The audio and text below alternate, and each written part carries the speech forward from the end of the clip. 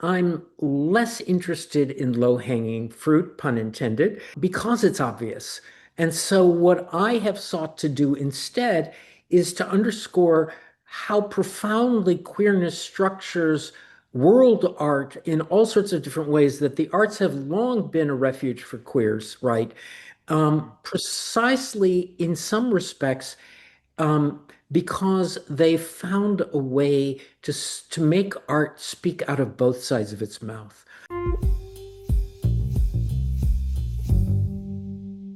Hi, everyone. Welcome to the Ivory Tower Boiler Room podcast. Happy summer season. It's Dr. Andrew Rimby, aka Andrew, and I am so excited for you all to listen to what I hope you'll find to be a really enjoyable episode. So, before the episode begins, I just want to remind you all to please follow us on our YouTube channel, Ivory Tower Boiler Room. Make sure you rate us on Apple and give us a review. It really means a lot. You also can rate us on Spotify. If you need help doing any of that, as always, you can feel free to reach out to me, DM me on any of our social media accounts. I'm looking at them every day.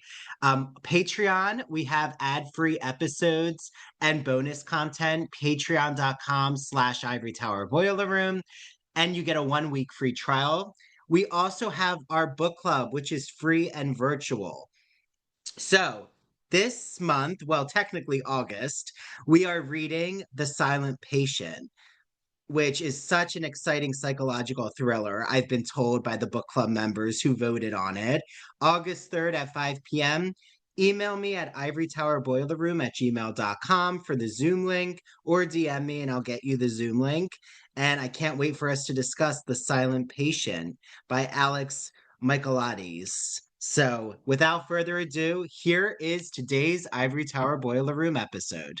Hi, everyone. This is Dr. Andrew Rimby, and welcome back to the Ivory Tower Boiler Room. I am really excited to be joined with a guest who I've known about since my time as a PhD student, now an academic teaching and leaping over the PhD, is Dr. Jonathan D. Katz, who is just an incredible historian of art, gender, sexuality. He teaches at University of Pennsylvania. He's an associate professor of practice, and he's the founding figure, one of the founding figures. I'll say that because one time someone wrote to me in the comments and said, there's other founding figures. So I always have that in the back of my mind. But a founding figure in queer art history, responsible for the very first queer scholarship on a number of artists. He has written all the way from the late 19th century to the present. He focuses a lot of his work on the US, but also Europe, Latin America, and Asia. He's written extensively about gender, sexuality, desire, produced a lot of theoretical work in queer studies in the visual arts.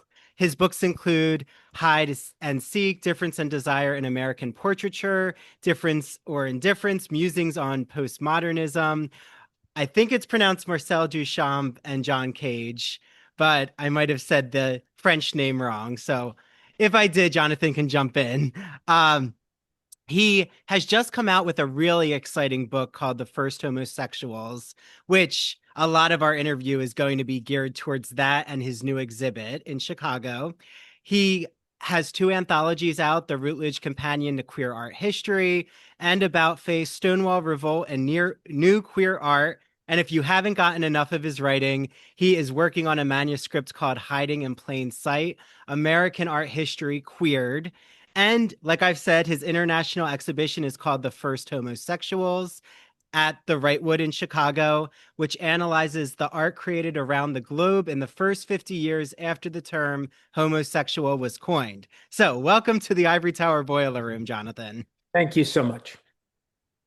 I was so excited to learn that you were going to be guest editing the Gay and Lesbian Review magazine centered on your exhibition theme, your book's theme, The First Homosexuals. So I'm kind of, before we dig into the articles that are here in the Gay and Lesbian Review, how did this whole project come to be? Like, was it inspired by other exhibits you've curated before? Yes, in fact, what I really wanted to do was to investigate that moment when sexuality, which had once been holistic and homo and hetero conjoined, started to split apart.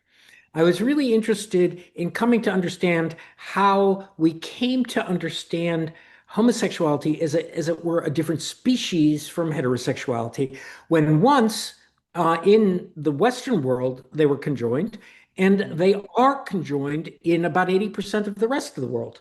So it seemed a particularly European and colonial perversion to understand homosexuality as not just a species apart, but of course, a denigrated one. And I wanted to get that history. Um, and so, really, I thought the best way to do that was to expand the focus beyond Europe and its colonies and come to understand that homophobia and the idea of a discrete homosexual identity is a kind of European perversion that unfortunately was globalized on the backs of colonialism. Mm. So, as a historian of, is it safe to call it queer visual arts in a way? Yeah, sure. Okay. So, I've had on the author of Hard to Imagine, Thomas Wall, and we got into a whole discussion about homoerotic photography, and everyone can listen to that. But I'm just curious, like, what do you even make of? I'm sure your students at UPenn, they come in, and maybe some of them have more of an understanding of homoerotic visual arts than others. Do you ever get that question of, oh, the ancient Greeks were gay? And like, Right, how do you handle that when it comes to that being such a touching foundation for so many in pop culture, just thinking, oh, they were gay and right, homosexuality exists starting with the ancient Greeks. right. And the first thing I've always tried to teach my students is that sexuality is historical, and the only truth of history is that it will change.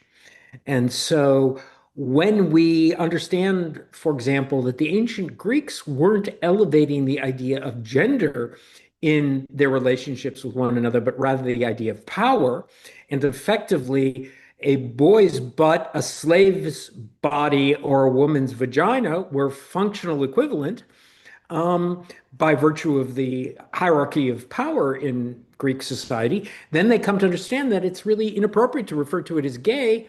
And indeed, one of the things that I'm trying to, in this exhibition, underscore is that the creation of the category gay was itself an ideological intervention. Hmm. When you were, take us back maybe to young Jonathan Katz and his PhD work. Where did you do your PhD work, Jonathan? Well, I've been kicked out of the best grad schools in the country. Um, I got kicked out of the University of Chicago. I got kicked out of Johns Hopkins, and left Yale and ended up at Northwestern. And this was because I was doing queer studies in the dark days of the Reagan administration, the early days of AIDS, and what I did was highly politically suspect. And I kept running into people. I mean, quite literally at the University of Chicago, when I announced my dissertation topic, my advisor cut my fellowship and said that Wow. he would restore it only if I changed my topic. Um, Mm. so, I wrote the second dissertation in the field of queer art history, and doing this kind of work in those days was highly charged. Art history was such a conservative discipline that I got into trouble for working on living artists even before I got into trouble working on queer artists. Wow, that's so fascinating. And so, are you, not to date you, and not should never ask a queer man his age, Oh, but I'm 66. okay. So, like, are we talking about the days of David Halperin and Eve Sedgwick, or Even before then. okay, so more like Boswell? Yeah, in fact, Okay. Boswell's book was one of the only things around in my youth. Yeah. Okay. And I guess for everyone out there, if you've never read Boswell, I can't remember the name right now, but I know it's Christian about tolerance queer. and homosexuality. Thank you. Yeah. Yes, like queer Christianity in a way. So 100 years of homosexuality, that's in the 90s. So this is before all of that work has been done. So like you're really, as you've explained, kicked out of programs, and you're in a pressure cooker situation, but you decide to stay true to your passion. So like what kept you going when the topic of queer art was so key to what you wanted to research? I don't think it's possible to underestimate the force of a pissed off queen. And I was a pissed off queen, right? I kept going to these classes in which queer artists were never addressed in terms of their sexuality, in which I could see the role of sexuality in the making of the image. But when I raised it, I was told that it was self-interested critique. Um, this was also an era in which, because of AIDS, and this was, of course, before we knew about HIV and its transmission, the professors would have like dinners at class for the class, and I would be pulled aside and said, Katz, I hope you understand I have children. I can't have you at my house. So there Wow. was so many insults. The University of Chicago had a spate of homophobia that lasted 2 years. It was more than a spate, called the Great White Brotherhood of the Iron Fist. It turns out to have been a bunch of graduate students funded by the Dartmouth Review, the conservative journal, who were outing people. And I woke up one day and my car was covered with bumper stickers that said, "Clean up Hyde Park, stop AIDS, kill a faggot." Um, and Mm. all of this was being essentially unpoliced by the university, which insisted that a university was a place where opposite sides can sit down over a dinner table and discuss their differences. And that's what I should do. Um, so, anyway, the point is, those were really dark days. There was lots of oppression, and I was furious. Yeah. Well, as you should have been. Mhm. So I'm assuming then when you're getting your PhD, History of Sexuality by Michel Foucault isn't all the rage. It's not like you need to read this. This is the key book. He says the homosexual is now a species. Right, right. No, no, that was not at all going on.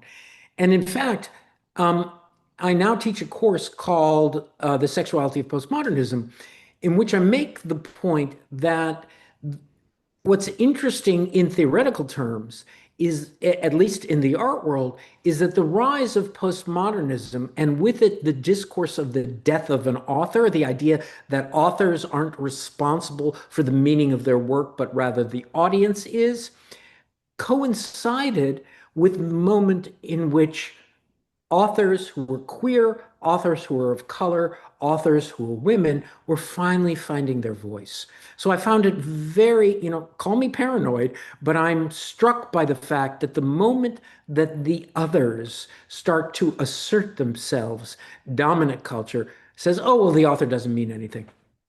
Mm, a backlash of sorts in a way. But a Yeah. theoretically informed backlash that evades the charge of prejudice. Interesting. So, in your academic work and just having such an aerial view of queer studies, when do you feel the explosion of, oh, queer studies isn't going away? Like just book after book is being published. Is that really fair to say that the early 90s is when queer studies really starts to just, take off and become more mainstream in academic culture? Absolutely. And I would date it actually a little bit earlier to 1988 to maybe 1995. In fact, we used to hold these early queer studies conferences, Yale and at Harvard and at other universities on an annual basis. We were a small group. Um, in fact, I was the respondent for Judith Butler when she gave a paper on the performance of gender, which ultimately became, of course, the whole phenomenon of Judith Butler. And Judith was furious with me because I basically responded to her paper, or their paper now, by saying, it's brilliant, but it's nothing that a drag queen doesn't already know. Um, and and because I've always felt that the true test is, of course, to speak to the culture that enables what we're doing in the first place. I stand on other shoulders, and I have to acknowledge that. Mm. Well, what do you feel now? Because, this probably goes right into, hopefully, what you've talked about with your vision of the First Homosexuals work that you're doing, the exhibit, the book, you guest editing the issue of Gay and Lesbian Review.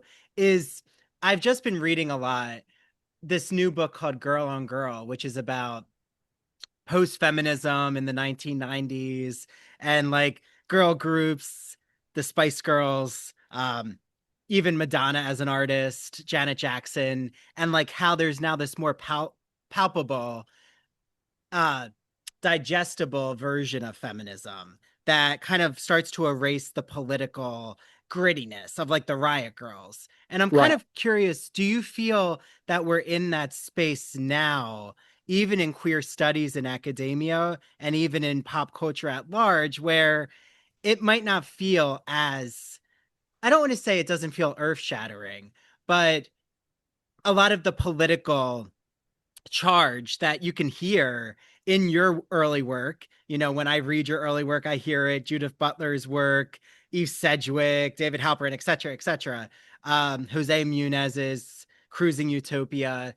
Do you feel like we've kind of lost some of that grittiness, or has it just changed the direction? I will say that I think my answer is colored by being an art historian, which is a particularly backward profession. But it hasn't changed at all for me because when I did the first homosexuals, 90% of the museum loans I sought were denied. And I spent 3 years trying to travel the show, and no other museum would take it. Literally, in 2 weeks, an exhibition called Painting Men that was at the Musée d'Orsay in Paris and then was at the Getty Museum under the title Painting Caillebotte, the French Impressionist Painting Men, is now at the Art Institute of Chicago, where it is called Caillebotte Painting His World.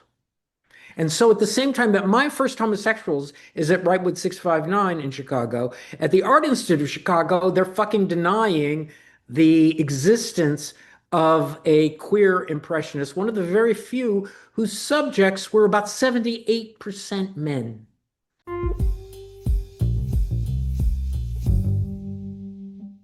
I was recently watching Return to Oz and Nosferatu with my fiance, and I thought, wait, I just had on Broadview Press authors who wrote a vampire literature anthology and the iconic edition of The Wonderful Wizard of Oz.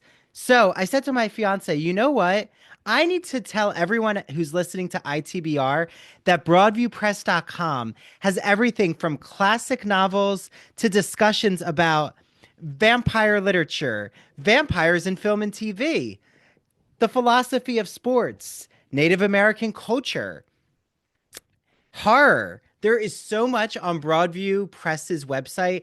I urge you all right now, search broadviewpress.com. You will see that not only do they have books for college instructors, which if you do teach college, you better add them to your list because it's amazing, all the resources they have. But if you have just wandered around a bookstore or a library and thought, everyone always told me to read Moby Dick, but I don't know if I'm going to be able to fully understand it. Broadviewpress.com has you covered because they have amazing notes and sources to help you dissect that huge whale of a tale. See what I did there?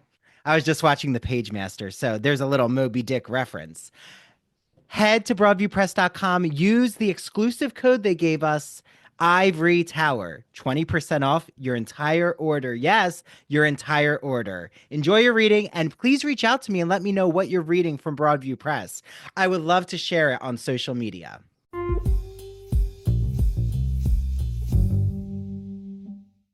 Rather unusual Wow. for Christianism, right? So this whole attitude of, passéness, I long for, because for me, we are right in the middle of the fight. Mm. Well, and maybe that's also, I remember when I was writing my dissertation, and it's all about Walt Whitman's homoerotic poetics and his use of ancient Greek culture and philosophy, and Oscar Wilde borrowing from it to write The Picture of Dorian Gray. And I even was getting, not necessarily about that work, but more when I was applying to jobs, that oh, doing queer work, that's accepted in all English departments, or, you know, there's a lot of openness. But I was still getting some advice from scholars who were saying the opposite. Like, don't talk about your queer writing. Like, don't talk about what, how your identity intersects with your academic analysis. So it Well, is, you're right. It's kind of like, at the one hand, saying, oh, visibility is everywhere and there is no more tokenism. But then at the other hand, it's saying, oh, no, you should be careful when you're applying for jobs. So, absolutely. like, it's an odd push pull. And I think that what has happened, unfortunately, is that certain fields have pulled far ahead, English being one of them, in which questions of sexuality can be addressed relatively freely. But other fields like art history are still in the dark ages. And of course, a lot of that is structural. Nobody gives a damn about a poet's sexuality because no money rides on it. But when you're talking about multi-million dollar works of art, and you're talking about the people who own multi-million dollar works of art, who are, of course, the people who name museum wings after themselves and whose collections enrich encyclopedic museums, that's where the conservatism comes into play. And if I'm correct, you're also the founding director, I want to get the title right, of the Leslie Loman Museum in New Yes, York City. Okay. yes, yeah. So I rave about the Leslie Loman to everyone. I live right outside of New York City, and it's the only space where you still can go for free, donation encouraged, and the exhibit space is incredible. Like, how did that come to be, even with you realizing, was it realizing there needs to be an LGBT art space, or did it enter your way just someone asking you to create a space? Well, actually, there was a space run by Charles Leslie and Fritz Lohman that actually goes all the way back to the founding days of AIDS because they came to realize that men were dying and their works of art were being put on the sidewalk as trash. And so they founded the Leslie Lohman in part to preserve that history and to create a market for queer art. Um, but it was a gallery, not a museum. And it tended towards homoerotic in the most familiar sense, lots of nude guys with erections. Mm. And so, what I wanted to do was to take what I thought was a wonderful idea and to turn it into a museum, to expand its remit to include women, to include more than erotica. Um, and that's what we were able to succeed in doing. Well, you succeeded, Jonathan. So I Oh, just want to thank you for, what you helped envision, and that it's still, I mean, one of the only LGBT art spaces exclusively in New York City. yeah. Um, Maybe exclusively in the US too. There's not many. It's Uh, the it's the only museum that continuously shows queer art in the world. wow. Yeah, I just came from Miami. So there's an erotic art museum, but it's not necessarily just Exactly. LGBT erotic art. Right, right. So, getting into maybe the erotic sense because it's titillating, but I'm curious, like, how much in your exhibits you've curated have you responded, or in your writing, to pop culture at large? Like, for example, Playgirl, like trying to have a renaissance, and like the nudity of male models, like that kind of homoeroticism. Is that what you mean by maybe the most tangible? Like people see, oh, an erect penis or a Right, penis right. right in front of you. They're like, that's queer Right. art. And I guess what I would say is that I'm less interested in low-hanging fruit, pun intended, because because it's obvious. And so what I have sought to do instead is to underscore how profoundly queerness structures world art in all sorts of different ways, that the arts have long been a refuge for queers, right? Precisely in some respects, because they found a way to make art speak out of both sides of its mouth, addressing one artist, one audience, a queer audience, to the exclusion of the mainstream audience. And it can do that at once, right? And that's what makes art so interesting to me. Its ability to speak multiply to multiple audiences with different competencies. Mm. So what's been exciting? Um, do you ever go to your exhibit spaces when the public is there to hear their conversations or like see the interactions going on? I mean, this is what I live for. This is the emotionally rewarding part after all the struggle and the 7 years it took to mount First Homosexuals. Um, because because people break down in front of paintings and because they found themselves represented on the wall for the first time in their life. Because young lesbians say, "Oh my God, we do have a history."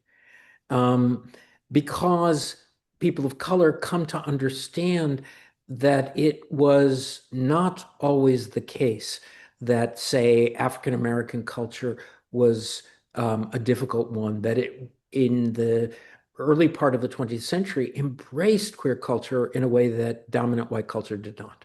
So it offers all sorts of perspectives that are incredibly useful to people today. And I especially love it when someone who isn't particularly familiar with history, right, walks into this exhibition and finds a paradigm shift. That's what I live for.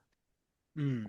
So when you were coming up with your exhibit, The First Homosexuals, was there any, I would say, model or books or anything in culture that you recommend for those out there, almost like a pairing? Is there anything else that kind of is in the zeitgeist of your thematic analysis or idea?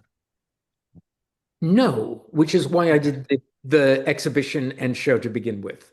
Because what we set out to do from the beginning was a global account.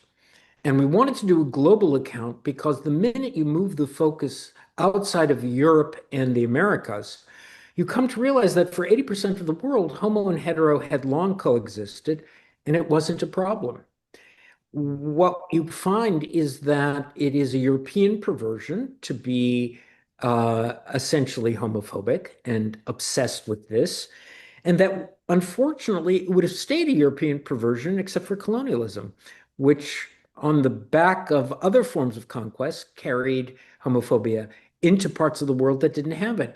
I mean, after all, in the Arab world, love poetry was written to boys. It wasn't written to women.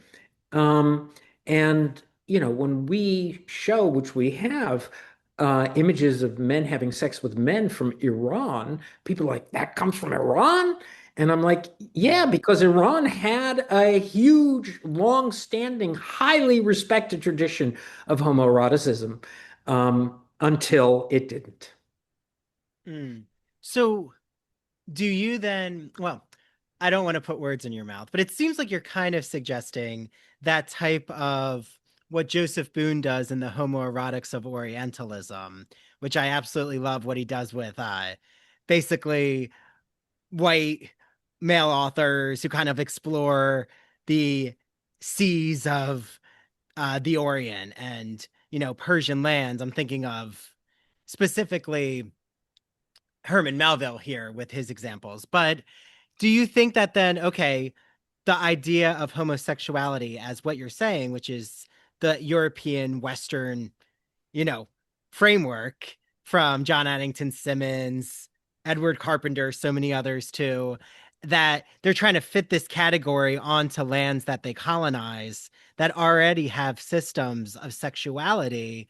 Even the Native Americans have the two spirit and other kinds of ideas that Exactly. it doesn't fit neatly. So then those who are indigenous to that land see this idea of homosexuality and reject it because it doesn't fit their culture. Is that Ab- kind of what you're saying? Absolutely.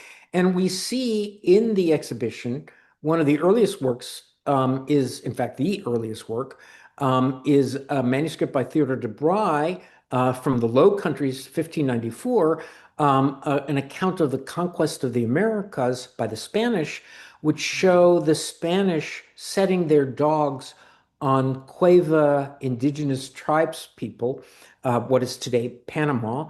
Um, because they see them as men dressed as women cavorting with other men and decide that the Christian thing to do is to tear them limb from limb with wild dogs. And that's represented. So from the very beginning, colonialism carried with it the seeds of homophobia. And one of the things that I want to underscore here is that this exhibition, The Birth of the Homosexuals, uses that old name because we want to emphasize the historical nature of what we're saying. It is per se homosexuality we're talking about as a birth rather than same-sex desire, which of course we could never have a birth of because it's always been there and will always be there. So, what was it like?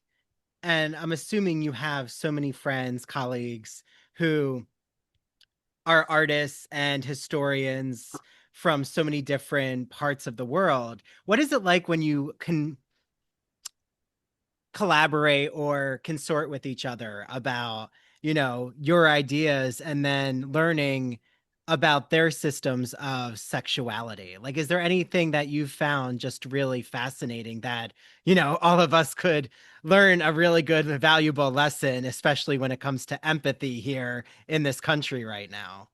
Absolutely. I mean, one of the things that I learned from the Japanist who contributed to the project, and I should say that the project was structured by me, but there were 22 historians from all over the globe who became the experts in their regions and Mm. helped to write the book and produce the exhibition. And the Japanist said to me that in Japan, there was no distinction between homo and hetero. And we found, in fact, a scroll from 1850 in which is about the sort of erotic education of a young man, in which cheek by jowl, he's sleeping with women in one as the top and the bottom with men in the next frame. And there's no distinction between homo and heterosex because there was no distinction between homo and heterosex in Japan. In fact, samurai culture was a homosexual culture, rather like the ancient Greek one, using our terms. But what happened is that when Japan was forced to open to the West, one of their first moves in becoming an empire was to outlaw homosexuality. Not because they had a problem with it, homosexuality was endemic to Japan for thousands of years, but rather because the Japanese felt that the Europeans would look down on them if they didn't outlaw homosexuality. Oh, wow. So fear from the European Exactly. colonizers. And what's so interesting is we have in the exhibition a 1904 basically broadside that was carried by Japanese soldiers into the Russo-Japanese War of 1904 by the millions. Each of them had pockets full of these images. And what are the images? The images are of Japanese soldiers anally raping Russian soldiers. Wow. Um, to demoralize the enemy, right? To feminize the enemy. And indeed, it was the first major battle of the Japanese Empire, then nascent, and it defeated Russia. Well, speaking of Russia, you have in your exhibition and in the Gay and Lesbian Review a whole article about Russia and queer modernism. And I mean, Russia right now, you know, so much going on geopolitically with Putin and the censorship that's happened with their queer community. But like, could you tell us a little about Jonathan, that Russia and their idea of the homosexual or Right. same-sex desire? I mean, this is fascinating because, in fact, what we'll find is that much of European modernism stems paradoxically from Russia.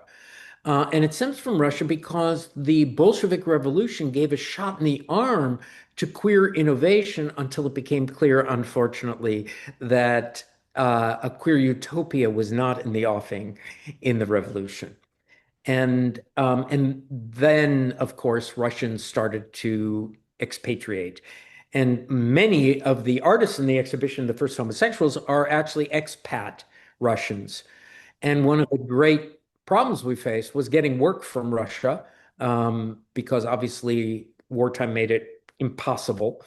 But we were able to get things out of Western collections.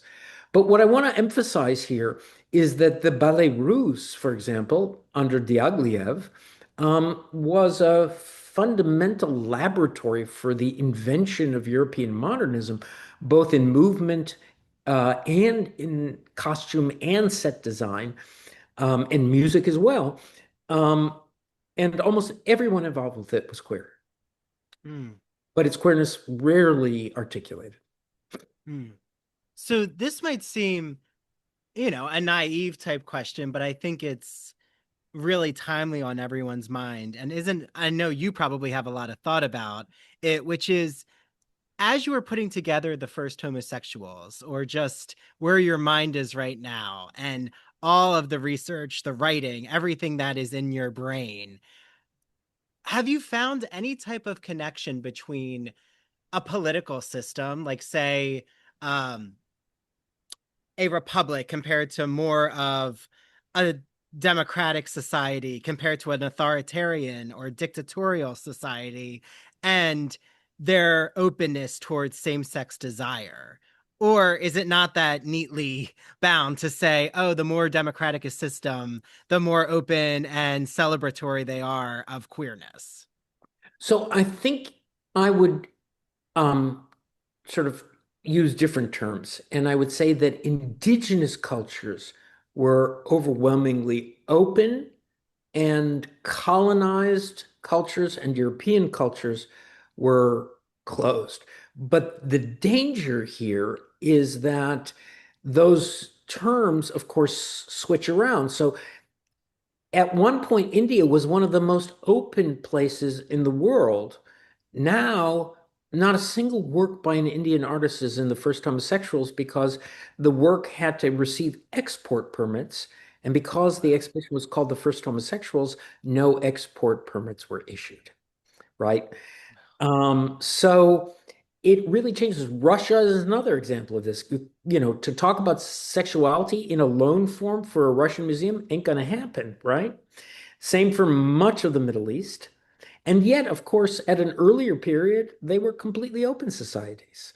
So what we have to understand is it's not intrinsic to the society itself, but actually paradoxically intrinsic to European colonialism. So, if you're not comfortable answering this, let me know. But once in a while, I turn on The View, maybe just to uh, cringe watch it or see what's going on in trying to show the entertainment value of really frightening news and then making a laugh out of it. But recently this week, there was a whole debate about like not standing up for the Iranians, who you brought up, Iran, because if you're gay, they're going to throw you off a building. And like, I'm just curious, like, how do you make sense of these types of, oh, I would call them straw man arguments, but the like, we're gonna not grant agency or rights to others, because if you yourself as an American went there, your rights would be taken away. Right. Like, yeah, Yeah, how do you make sense of it? by drawing a profound distinction between governments and peoples. Um, I know a number of queer Iranians who live under threat of death on a daily basis, and still persevere. There's even one underground Iranian artist who photographs himself in drag at various spots in Iran that are elevated by the regime at night. Wow. But, he risks his life every time he does that, right? And those images circulate underground in Iran. So what I say always is, I don't trust governments. I don't trust our own government. God knows, especially this one. Um, what I trust are people.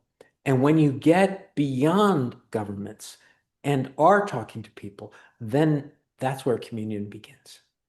Hmm. Wow. So powerful. So well said. I hope, more people realize that we're united as people, not necessarily united around a government, that we need to find each other's humanity together. So, something else that I thought was so fascinating is, you have discussions also of Paris and, I would say, metropolitan areas that just seem so ripe for the picking. Like, when you think of Paris and you think of homosexuality, there's just a lot of images that are conjured up. So, what was it like even dealing with the European, even though they might have ushered in homophobia? What was it like, though, also looking at the way that their communities um, exploded around queer art and homosexuality specifically?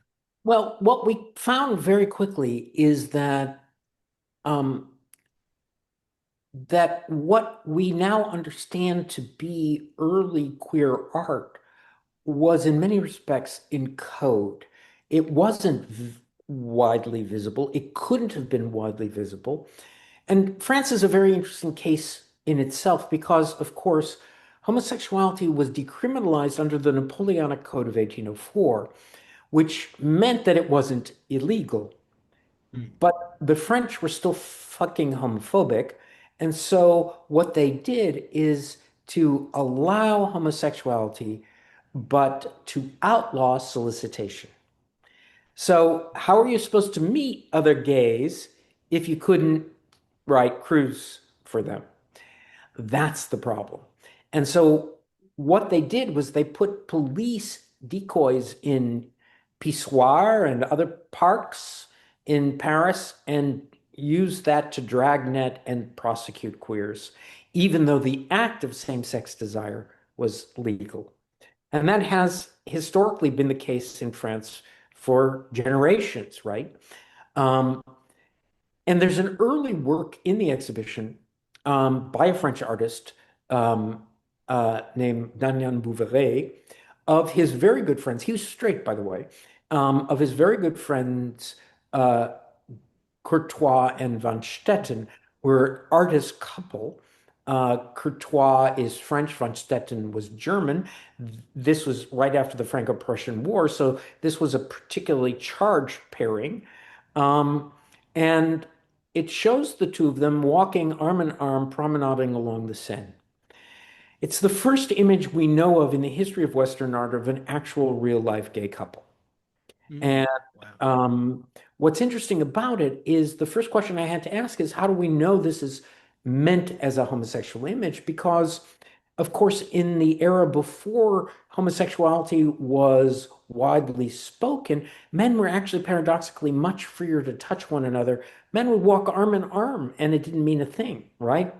So, how do we know that this is specifically a gay couple? And paradoxically, we know because the image also features a laundress. It's in fact called the laundress. And it features a laundress because French law, again, kind of working at cross purposes, allowed basically commercial sex allowed women to sell themselves and men to sell themselves, but outlawed the act of solicitation. And so the cultural norm in the 19th century was that sex workers were laundresses. And if you saw a woman in public with bags of laundry, chances are she was working. Hmm. And what that meant is that in this picture, there's a laundress who's looking askance at us rather than at the potential customers, telling us that she knows that this gay couple is not actually going to be interested. And that's what makes it the first queer picture. Wow. No, thank you for detailing that. I mean, I think it's just so interesting what a picture or a painting just says about its society. And like I'm thinking, you know, that even what I love is there's a whole, if you can talk a little about it, when you get into Latin America, there's a whole investigation into men in uniform and like how even the military have some homosexual Absolutely. frame and lens. Well, So yeah. yeah. In fact, the military almost across the world was a hotbed of homoeroticism because, generally speaking, young, horny soldiers in need of money and older queer men with money looking for them is a match made in heaven.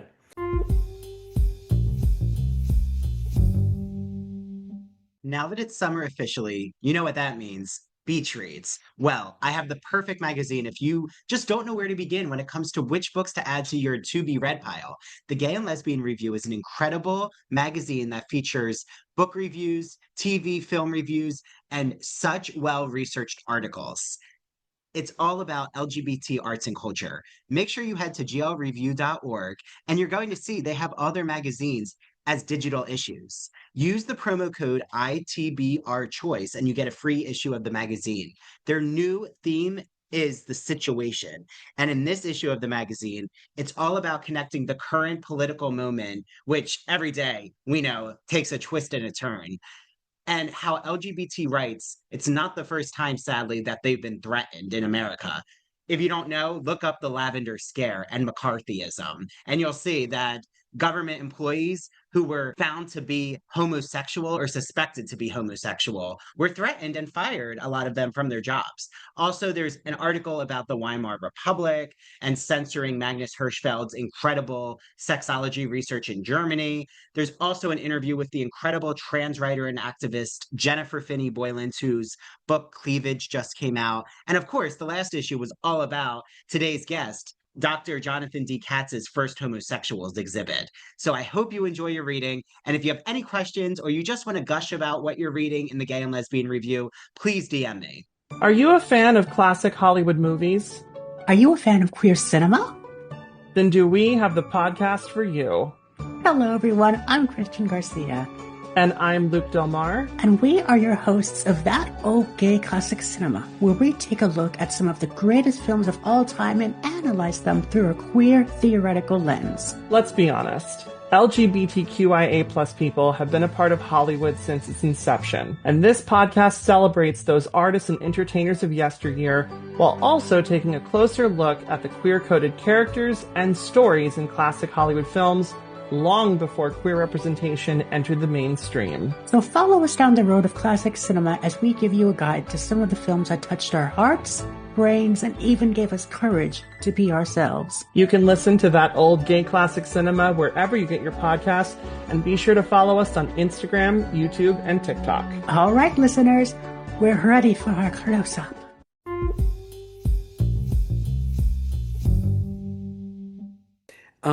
So, for example, I'll get to Latin America in a second, but we have a landscape from Sweden in the early 20th century that looks like nothing like a queer picture. It's just a building in a forest.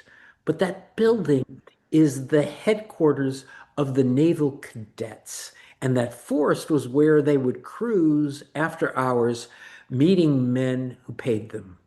And so it's the queerest picture that doesn't look like a queer picture. And in fact, one of the arguments that undergirds the entire exhibition is that by far the most complete archive of the history of sexuality in the world is actually art history. But we haven't consulted it as such. And then in part, this is enabled by the fact that painting can represent what words cannot say. In part because to utter words or write words is to author them. But painting is in the eye of the beholder. And what you see in the painting is up to you. You may not need to articulate it. You may not even be conscious of it, but it works on you. And so recognizing things in paintings or imagining things in paintings becomes almost a utopian endeavor to find a world that you want to live in that's different from the world that you currently inhabit. Now, in Latin America, we know, for example, that a group of gay men were photographing Navy cadets in Buenos Aires and photographing them in sexual acts.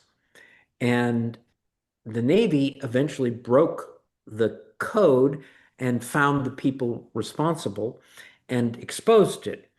And all of a sudden, this macho image of the Latin American sort of sailor was tarnished by this revelation that many of them had been engaging in same-sex relationships. But in fact, right, this had long been the code. In the 30s and 40s, one referred not to sailors in the gay culture, but the code was seafood.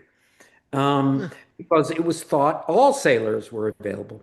And it's important to understand something here, which is that in the early 20th century, in many places, including the United States, homosexuality adhered to you not by virtue of the sex of the person that you were involved with, but your own sex and the sexual act.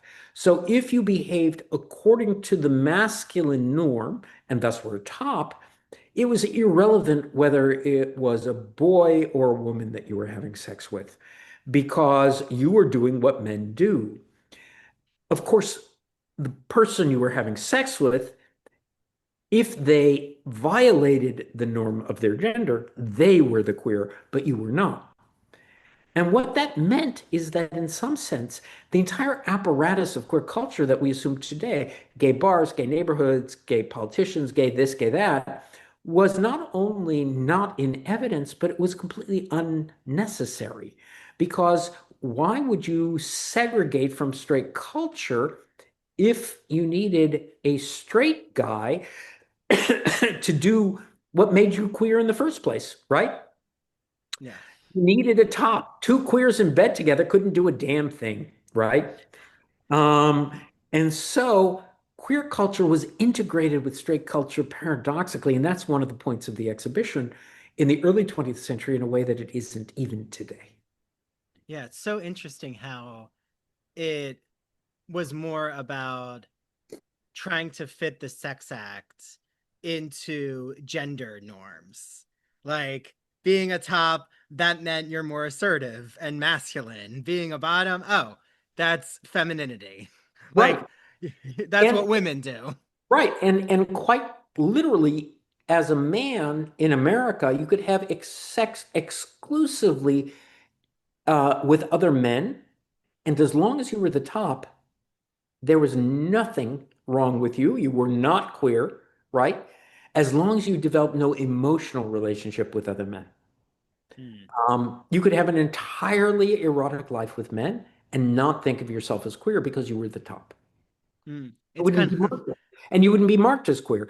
And so, Yeah. for example, there's a drawing in the exhibition by the great American artist Demuth called On That Street. That street is Sand Street in front of the Brooklyn Naval Yard, where Navy cadets on shore leave for the first time would promenade waiting to be picked up by gay men. And they were waiting to be picked up by gay men because, of course, they needed a place to stay. They needed a little money. They needed someone to take them out to dinner and show them a good time. And they got their rocks off as well, right? And all of this didn't mean that they were queer because they were being the tops. So what was to keep you from sleeping with another man? And in the Demuth, you see Demuth making a play for a butch soldier, but a queer soldier, or actually a queer sailor, is in the way, also making a play for the queer soldier, or for the straight soldier. And the straight soldier is looking at Demuth because he knows that he's got the money for the sexual interaction. And the queer sailor is looking at the straight sailor, and so and Demuth is looking at the queer sailor. So nobody's actually looking at the object of their desire, and it's a round robin of frustration because the whole point of this was supposed to be easy. You had money, I had sex appeal. It was an easy interaction. So, do you feel that now in 2025, do you feel that the categories, and I know this is a complicated question, but I have to ask it since you are such a prominent theorist in queer studies, do you feel like we've lost the exploration or nuances, not saying that the system you just described was equal, and it definitely wasn't for the men labeled as queer, but do you feel like we've lost some of that essence of the integratedness of straight and queer culture because labels have become such a defining feature of people's identity? Like even, going from Pete Buttigieg to Peter Thiel, right? Two opposite sides of the political spectrum, but both used as tokens to show that, gay men have reached the pinnacle in politics.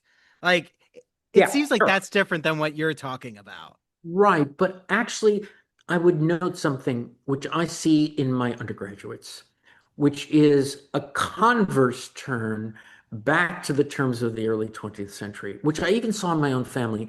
I have a nephew who, after dating women, told me about a man that he was dating. And I said, stupid old guy that I am, oh my God, you never told me you were gay. And he looked at me with such disdain and he said, oh God, you're so old fashioned. Why do you have to label it? Nothing about me has changed. Why does dominant culture have to give it a label? I'm the same person I always was. And that attitude I see in my undergrads, right? They routinely say, my name is Michael, my pronoun is they. And what they're saying is, I'm not interested in these labels, male, female, gay, straight. None of that matters.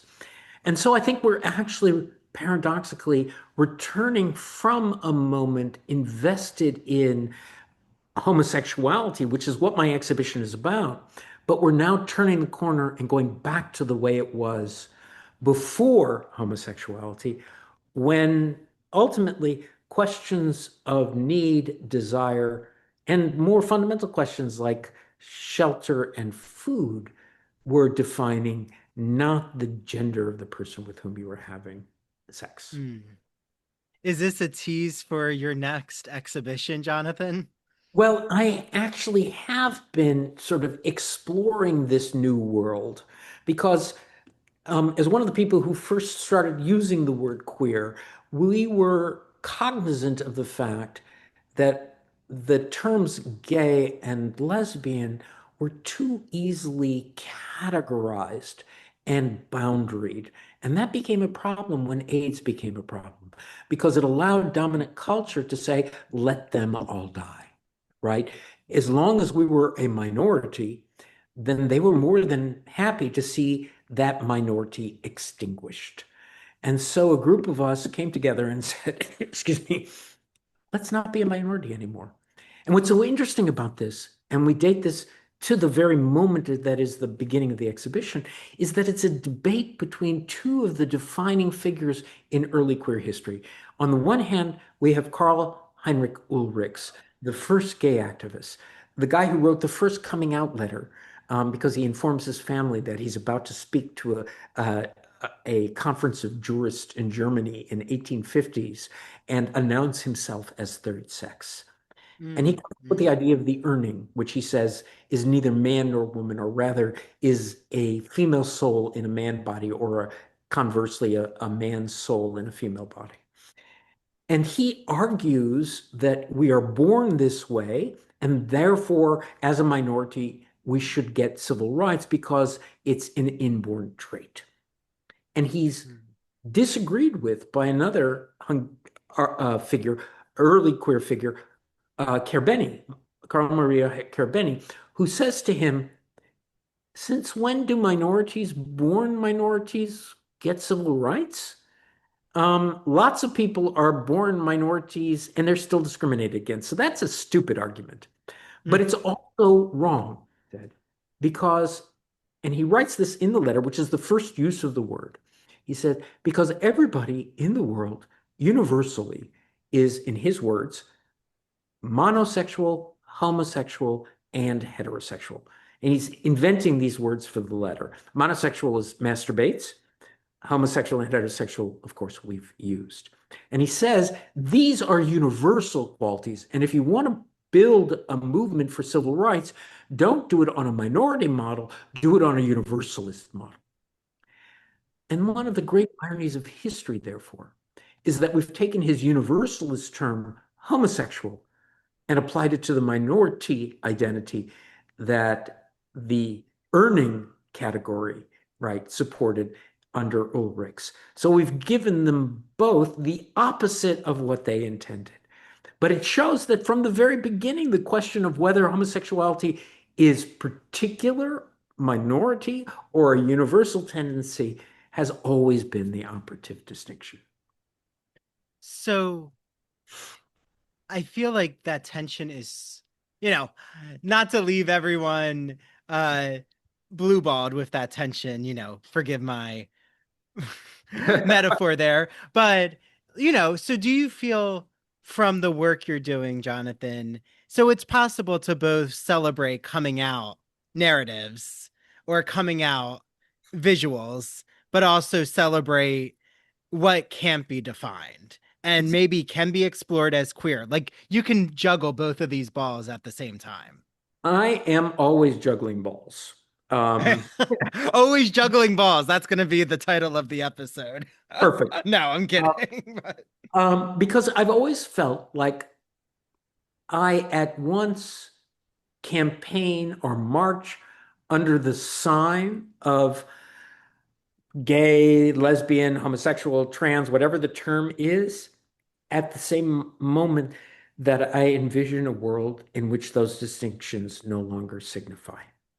And they are both realities for me. And you have to negotiate one to achieve the other. So they're not in contradistinction, they're in historical order. Wow. Well, I'll let Jonathan Katz have the last word, of course. That was incredible. So how can, of course, everyone should get their hands on the G&LR guest issue that you did. It's called The First Homosexuals. And everyone can get it as a free issue. Just use the code ITBR choice. And everyone should get their hands on Jonathan's book called The First Homosexuals. Where, can they find that, Jonathan? So it's released by Monticelli Press, which is an imprint of Phaidon Press, which is a big international press. It should be in every bookstore.